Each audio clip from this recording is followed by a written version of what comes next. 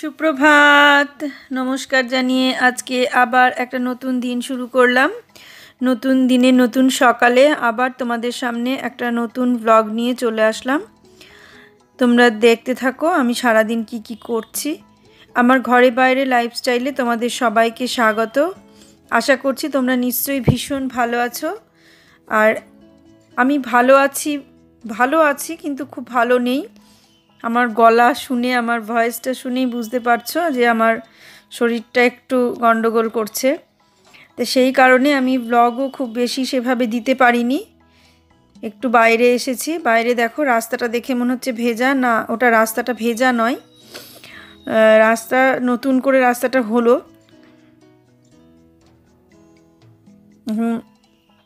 একটু ভাঙা ছিল সেরকম না, মানে একটু বোধহয় উঠে গিয়েছিল। কারণ কেন রাস্তা হলো সে বুঝতেই পারছো।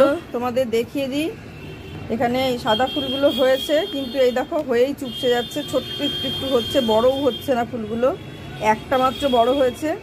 আর এখানে কুঁড়ি এসেছে, তোমাদের এর আগের দিনই দেখিয়েছি, দেখো এক ঝাঁক কুঁড়ি আবার এসেছে। এখন এই কুঁড়িগুলো আবার ফুটলে অনেকগুলো ফুল হবে। আর গোবিন্দ জবাটা বুঝতে পারছি না এটা ফুটলো না কেন, মানে ফোটার আগেই এরকম হয়ে গেল কেন সেটা আমি ঠিক বুঝতে পারছি না। আর এখানে আর একটা কুঁড়ি এসেছে, এই কুঁড়িটা ফুল হবে, মানে এত রোদের তাতে মানে ফুল হওয়া খুবই কঠিন। তবুও সে জল দিয়ে খুব কষ্ট করে, বারান্দা বলে তাও জল দিতে পারছি। এটা যদি ছাদ হতো তাহলে মনে হয় আর জল দিতেও যেতে পারতাম না, গাছগুলো শুকিয়েই মরে যেত।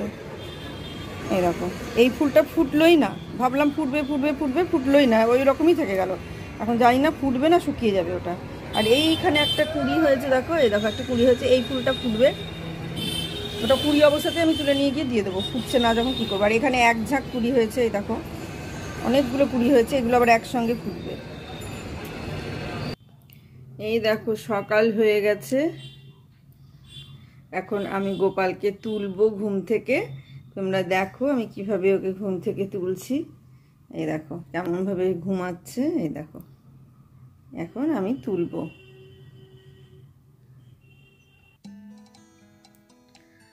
তা আমি মানে সেভাবে ভ্লগ করতে পারছি না, খুব অল্প একটু আধটু ব্লগ করছি। সে দিয়ে যেটুকু পারছি সেটুকুই দিচ্ছি, তার কারণ আমি ভেবেছি যে বন্ধ করব না, প্রতিদিনই যেটুকু পারবো সেটুকু দেব। সেই কারণেই আমি প্রতিদিন একটু করে দিচ্ছি। তাতে যেটুকু ভিউজ আসছে, যে কজন দেখছে আমার বন্ধু, তাতেই আমার মানে চলছে আর কি, চলুক এইভাবেই চলুক। কিন্তু একবারে বন্ধ করলে তো বন্ধই থাকবে, একটা ভিউজও আসবে না, মানে 1 ঘন্টা ওয়াচ টাইমও বাড়বে না। তো সেই কারণে যেটুকু চলছে সেটুকুতেই ওয়াচ টাইম বাড়ুক, তাও একটা ভালো হবে, না হলে একদমই কমে যায়। তো দেখো আমি সকালে ঘুম থেকে উঠে একটু বাইরে থেকে ঘুরে এসে তারপরে ঘর মুছে, যেভাবে মুছে প্রতিদিন গোপালকে তুলি, পরিষ্কার করাই, তো সেইভাবে আমি আজকেও ওকে তুললাম ঘুম থেকে। ঘর আগে মুছে নিয়েছি, সেটা তোমাদের সঙ্গে শেয়ার করিনি বলতে, ভ্লগ করতে গেলে, ভিডিও করতে গেলে শরীরে এনার্জি থাকলে তখন বারবার ট্রাইপডটা রেখে বা করে করা যায়। আর শরীরে যদি মানে জুত না থাকে, শরীর যদি ঠিক না থাকে, তখন একা সমস্তটা করা একটু অসুবিধেই হয়ে যায়। তখন কি মনে হয় যে কেউ একটু ধরে দিলে একটু সুবিধা হয়, বারবার মানে ক্যামেরা সেট করা আবার সরানো, এগুলোতে একটুখানি অসুবিধেই হয়ে যায়, মোবাইলটাকে বারবার খুলতে হয়, লাগাতে হয়। তারপর ট্রাইপডটা সরাতে হয়, অনেক ব্যাপার থাকে, অনেক কিছু থাকে। যারা ব্লগ করো তারা তো বুঝতেই পারছো। আমি ওকে ঘুম থেকে তুলে দেখো পরিষ্কার করিয়ে, যেটা পরে শুয়েছিল সেটাকে চেঞ্জ করে আবার যেটা পরেছিল আগে সেটাই পরিয়ে দিলাম। কারণ তোমাদের এর আগে বলেছি আমার প্রচুর জামা কাপড় নেই গোপালের, সবে কিনেছি গোপালটা, মানে ওকে আমি সবে নিয়ে এসেছি, সেই জন্যে আমি এই অল্প পোশাক আছে সেগুলো ঘুরিয়ে পরাচ্ছি। তো সেই কারণে তোমরা কিছু মনে করো না যে একই পোশাক রোজ পরাচ্ছি। হ্যাঁ, গোপাল যখন এনেছি তখন তার পোশাকও আমাকে কিনতে হবে। তো ভালো পোশাক 3টে আছে, বেশি নেই, গোটা 3 আছে। তো ওই 3টেই অন্যান্য দিনে আবার পরাবো। আর এইখানে যেগুলো হালকা পোশাক সেগুলোও 3টে মতো আছে, মেঘা নিয়ে এসে দিয়েছে, ওইগুলোই পরাচ্ছি ঘুরিয়ে ফিরিয়ে। তো এগুলো সবে মেঘা এনে দিয়েছে, ওই ভালো পোশাকটাই আমি শুধু কিনে নিয়ে এসেছি, আর একটা মা দিয়েছে, আর 2টো নবদ্বীপ থেকে নিয়ে এসেছি, ব্যাস এই কটাই পোশাক, তাছাড়া আর সেরকম পোশাক নেই। 2টো নবদ্বীপ থেকে নিয়ে এসেছি, একটা হাতিবাগান থেকে কিনেছি, আর একটা মা দিয়েছে, আর একটা আমি এই অক্ষয় তৃতীয়ার আগের দিন গিয়ে গোড়াবাজার থেকে কিনে এসলাম, ক্যান্টনমেন্ট থেকে। তো এই হলো আমার ভালো পোশাক গোপালের কয়েকটা, আর মানে সাধারণ পোশাক এই কটা আছে। আস্তে আস্তে কিনবো অনেক, মানে কিনে তারপর আস্তে আস্তে বেশি হবে, তখন প্রতিদিন হয়তো এক দিন এক একটা পরানো যাবে, কিন্তু এখন যেহেতু নতুন সেহেতু ওই কটাই পরানো যাচ্ছে। পোশাক আশাক যেমন তেমন মনের ভক্তি দিয়ে পুজো করাটাই মনে হয় ভালো। এখন সেই ভক্তিটাই এখন আমি দিচ্ছি। হয়তো ভাববে সবাই যে নেই বলে এরকম কথা বলছে, কিন্তু না, আমার নেই এটাও ঠিক কথা। আর তাছাড়া থাকলেও তো তার সঙ্গে মনের ভক্তিটা লাগবে। হ্যাঁ, থাকলে সাজালে ভালো লাগে দেখতে, এটা ঠিক কথা, কিন্তু এখন যখন নাই তখন ওইভাবে সাজিয়ে মনের ভক্তি দিয়েই পুজো করি, এটাই ভালো লাগছে, এটাও ভালো লাগছে আর কি। এইভাবেই ভালো লাগবে, আস্তে আস্তে আস্তে আস্তে বাড়বে। বেশি পোশাক থাকলেই যে ভক্তি বেশি হবে, আর কম পোশাক থাকলেই ভক্তি কম থাকবে, তা তো নিশ্চয়ই নয়।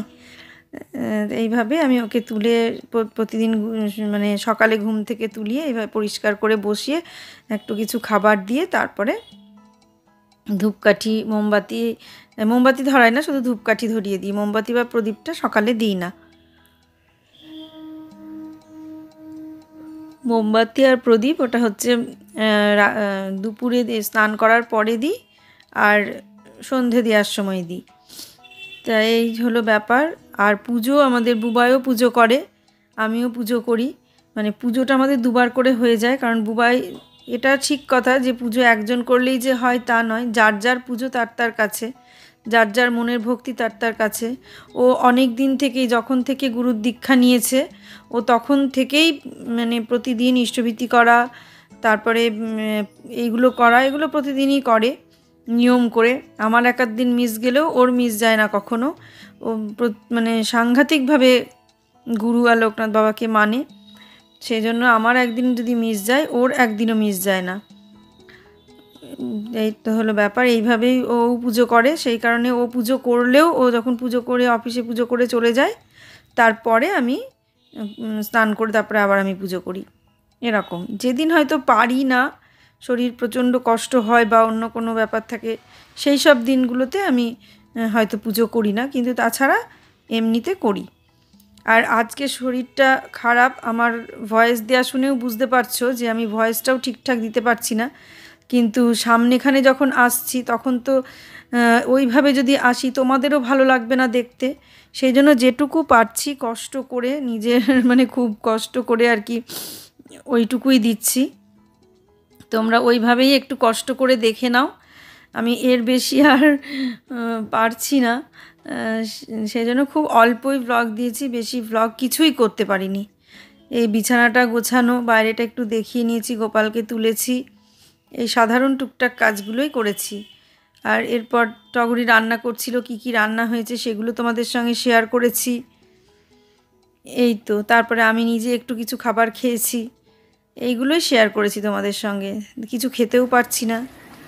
আজকে আমাদের রান্না হচ্ছে মিষ্টি কুমড়ো, পটল, নাজনের ডাঁটা, বেগুন আর আলু, এই দিয়ে একটা মিক্স সবজি হচ্ছে। আর এখানে হচ্ছে মাছের ঝোল, কাতলা মাছের ঝোল। আর এদিকে হচ্ছে এটা উচ্ছে আর আলু ভাজা হয়ে গেছে। এখানে আটা মেখে রেখে দিয়েছে, এটা রুটি হবে, 3টে রুটি হবে মাত্র। আর এখানে ভেন্ডিটা আলাদা করে কাটা আছে, আজকে শনিবার, আমি ওগুলো খাবো না যেহেতু, সেই কারণে ভেন্ডিটা এখানে রাখা আছে। ওটা সর্ষে পোস্ত বাটা দিয়ে হবে, ওটা পরে সব শেষে করবে পরিষ্কার করে নিয়ে। এই পর্যন্ত হলো, এখন বাকি যেটুকু আছে তোমরা দেখতে থাকো আমি সারাদিন কি করছি। আমি খাচ্ছি ছাতু মাখা সকালবেলায়, এখন মানে অনেকটাই সকাল, মানে অনেকটা সকাল না, ভুল বলছি, এখন 10:30 বাজছে। আমি এখন সকালকার টিফিন করছি শুধু ছাতু মাখা দিয়ে। এরপর দুপুরে আজকে কী খাই দেখি, আজকে আবার শনিবার তো, এটা একটা ব্যাপার আছে, দেখা যাক কি খাই। শরীর ঠিক না থাকলে কিছুই খেতে ইচ্ছে করে না, সেই কারণে এখন কি খাবো ছাতুর শরবতটাও খেতে ইচ্ছে করলো না। তাই এবার আমি বললাম যে ছাতুটা একটু শক্ত করেই দাও, একটু শক্ত করেই মেখে খাই। ওইভাবে তাই মেখে খেলাম। ছাতু খেলেও দেখছি এখন পেটটা ফুলে যাচ্ছে, কদিন ছাতু শরবত খেলাম কিছু হলো না, আবার এখন দেখছি ছাতু শরবতটা খেলে পেটের একটু প্রবলেম করছে, সেই কারণে সেটাও খেতে পাচ্ছি না। তাহলে খাবোটা কি আমি জানি না, আমি কি খাবো, কি খেয়ে বেঁচে থাকবো। আর এদিকে দেখো ভেন্ডি পোস্ত সর্ষে, মানে পোস্তটাই বেশি আছে, সামান্য একটু সর্ষে আছে, দিয়ে সর্ষে পোস্ত দিয়ে ভেন্ডিটা পরে আমি করছি। আর ভেন্ডির মধ্যে ভেন্ডিটা ভেজে জল দিয়ে রেখে চলে গেল। আমি বললাম যে জলটা দিয়ে রেখে যাও, জল শুকালে আমি ওটা দিয়ে নামিয়ে নেব, আর তো কিছু করার নেই। তো তার মধ্যে আমি একটুখানি লেবু চিপে দিলাম, একটু লেবু চিপলে টক ব্যাপারটা আসে, বেশ ভালো লাগে, আচার ভাব লাগে, কারণ সর্ষে দেওয়া থাকে। লেবু আর চিনি আর লঙ্কা যদি দেওয়া যায় তাহলে যে কোনো ডাঁটা বলো, এই ধরনের জিনিস বলো, এগুলো যদি এইভাবে একটুখানি লেবু চিপে দেওয়া যায় আর তার সঙ্গে একটু ঝাল মিষ্টি এর সঙ্গে একদম আচার মনে হয়, খেতে ভীষণই ভালো লাগে। কাটোয়া ডাঁটাগুলো যদি ওইভাবে সর্ষে বেটে দিয়ে লেবু চিপে দিয়ে, বেশ খানিকটা লেবু চিপে দিয়ে তার সঙ্গে লঙ্কা, একটু কাসুন এগুলো দিয়ে আর একটু চিনি এগুলো দিয়ে যদি করা যায় তাহলে মানে এত সুন্দর আচার টেস্ট আসে, ডাঁটাগুলো খেতেই অন্য মনে হয় যেন ডাঁটার আচার খাচ্ছি, এত সুন্দর লাগে খেতে। একবার তোমরা ওইভাবে ডাঁটা খেয়ে দেখো, নাজনের ডাঁটা হোক, সজনের ডাঁটা হোক, কাটোয়া ডাঁটা হোক, যে কোনো ডাঁটা হোক, তোমরা ওইভাবে খেয়ে দেখো, এত অদ্ভুত সুন্দর টেস্ট লাগবে। তাই ভেন্ডিটাও আমি ওইভাবে একটুখানি লেবু চিপে দিলাম যাতে টেস্টটা একটু আচার ভাবটা হয়, কারণ কিছু খেতে ইচ্ছে করছে না তো এখন, এটা যদি মুখে দিয়ে একটু ভালো লাগে খেতে। এরপর আমি আর তোমাদের সঙ্গে ব্লগ শেয়ার করতে পারিনি, আমি শুয়ে পড়েছি, স্নানটাও ঠিকঠাক করতে পারিনি, সেই ধরে নিয়ে গিয়ে কোনো রকমের স্নানটা করে তারপরে আমি শুয়ে পড়েছিলাম, আর পারিনি কিছু করতে। তারপর অনেকটা রাতে গিয়ে একটুখানি ছাদে গেলাম, আর ঘরেও থাকতে পারছিলাম না, শুয়ে থেকে মানে খুব কষ্ট হচ্ছিল। তাহলে ছাদে হাওয়া দিচ্ছে, আর যতক্ষণ ঘরে থাকবো ততক্ষণ এসি চলবে, সেই জন্য বললো যে ছাদে চলো, নিয়ে যাচ্ছি। দিয়ে সেই জোর করে না, ধরে নিয়ে গেল, নিয়ে সেই ছাদে গিয়ে বসলাম একটু, বাইরের ওই হাওয়াটাতে শরীরটা অনেকটা মানে হালকা বা অনেকটা ভালো লাগলো, কারণ ঘরের হাওয়াতে এসিতে অতটা আরাম পাচ্ছিলাম না যতটা বাইরের হাওয়াটাতে আরাম পেলাম।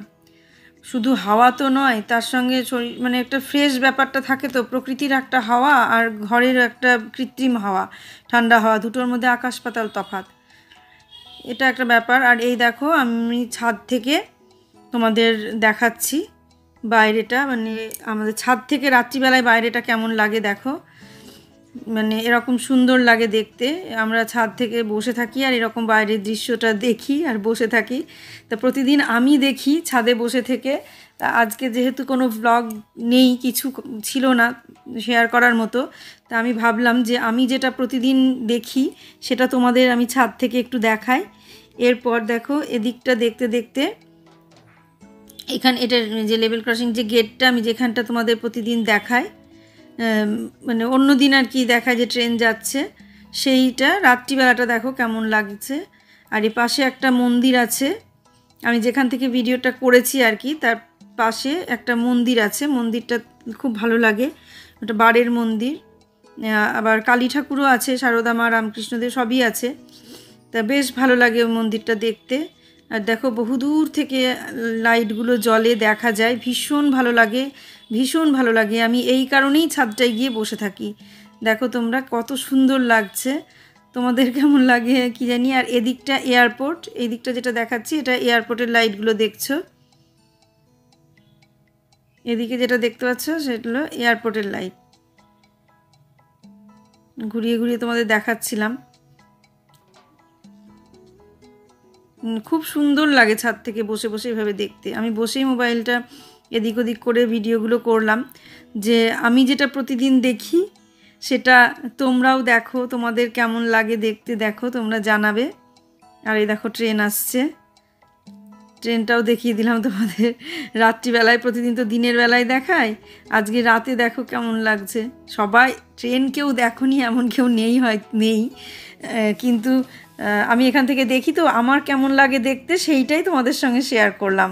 আমি এটা বলছি না যে ট্রেন কেউ দেখোনি। আর এই পাশে যেটা দেখবে সেটা এয়ারপোর্টটা দেখা যাচ্ছে ওখান থেকে, এয়ারপোর্টের লাইট জ্বলছে, ওগুলো ওখান দিয়ে প্লেনগুলো ওঠে, সেটা দেখা যায় খুব কাছ থেকে, খুব ভালো লাগে দেখতে। এই দেখালাম। আজকে ব্লগটা আমি এখানেই শেষ করব। আজ আর বেশি কিছু শেয়ার করতে পারলাম না, এইটুকুই তোমাদের সঙ্গে শেয়ার করলাম। কাছে দূরে নতুন পুরনো, এই যে এই দিকটা এয়ারপোর্ট, এই যে এয়ারপোর্টের লাইট, আর ওপর থেকে নিচটা কেমন লাগে আমাদের সেটাও দেখিয়ে দিলাম। তা কাছে দূরে যারা যেখানে আছো, যেখান থেকে যেভাবে আমাকে দেখছো, সবাইকে আমার অসংখ্য ধন্যবাদ। এইভাবে আমার পাশে থাকো, আমাকে সাপোর্ট করো, এগিয়ে নিয়ে যেতে সাহায্য করো।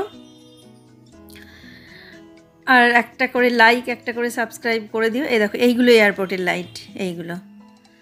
এইভাবে আমাকে পাশে থাকো আর সাপোর্ট করো। সামনের দিন সবাই সুস্থ থাকো, ভালো থাকো, সাবধানে থাকো, আর সামনের দিন একটা সুন্দর ব্লগ দেখার অপেক্ষায় থাকো।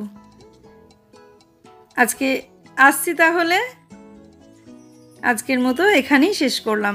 এর বেশি আমি আর আজকে কিছু শেয়ার করতে পারলাম না। আর এটা ওপর থেকে আমাদের নিচটা এরকম দেখা যায় ছাদ থেকে। আজ আসছি তাহলে।